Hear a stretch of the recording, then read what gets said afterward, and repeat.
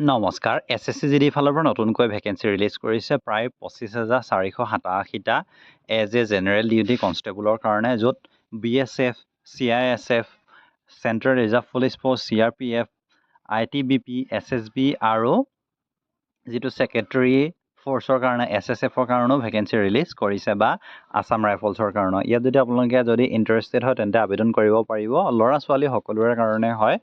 আৰু ইয়াত যদি আমি চাওঁ তেন্তে ৰিক্ৰুইটমেণ্টৰ বিষয়ে কনষ্টেবল GDৰ কাৰণে হয় CAPFৰ 25,487টা ভেকেঞ্চি আছে। মেইলৰ কাৰণে 23,000 আৰু ফিমেলৰ কাৰণে 2,000। আৰু ইয়াত আপোনালোকে অৰ্গেনাইজ ৱাইজ ভেকেঞ্চিও চাই ল'ব পাৰে BSF, CISF, CRPF, SSB, ITBP, Assam Rifles, SSFৰ কাৰণে। ইয়াত যদি আমি চাওঁ তেন্তে CISFত ভেকেঞ্চিৰ সংখ্যা বহুত বেছি আছে। আৰু ইয়াৰ যিটো পে' স্কেলটো সকলোৱে গম পায় চেণ্ট্ৰেলৰ পে'টো কিমান এটা হেভি পে' হয় 21,700 পৰা 69,100। আৰু ইয়াৰ যি বয়সৰ সীমা মিনিমাম আপুনি 18 বছৰৰ পৰা আবেদন কৰিব পাৰিব। আৰু তাৰোপৰি ৰিলেক্সেশ্যন পাব ৰিজাৰ্ভেশ্যন কেটেগৰীয়ে। 10 পাছ যদি কৰিছে তেন্তে আবেদন কৰিব পাৰিব। ইয়াৰ কাৰণে আপোনাৰ বেলেগ একো কোৱালিফিকেশ্যন প্ৰয়োজন নহয়। বাকী আপোনাৰ PRC খন প্ৰয়োজন হ'ব।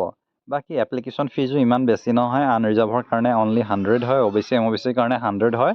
বাকী যদি আপুনি ওমেন কেটেগৰী ৰিজাৰ্ভ বা যিকোনোৱে হওক বা SC ST হওক বা এক্স ছাৰ্ভিচমেন হওক তেনেহ'লে আপোনাৰ কোনো ধৰণৰ আবেদন মাচুল নাই।